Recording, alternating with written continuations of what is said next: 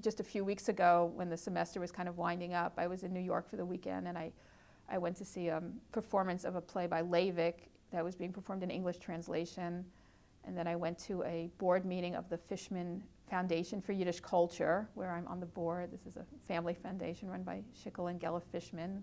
The meetings conducted in Yiddish, and then we voted on what project to support, and we decided to support this project for a Yiddish farm, which also had its founding meeting on the same day, which I attended.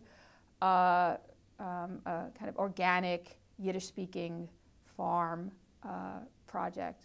And then, in the evening, I went to a Yiddish reading group. So I had that was not typical, but I was trying to give the students just a sense of what kind of activities are sort of out there. And also, a lot of them, like, I think a lot of people everywhere have the impression that Yiddish is pretty much dead as a spoken language. So I was trying to, just sort of point out that I went to 3 different activities in one day where I was just conversing in Yiddish, as the primary mode of communication. So.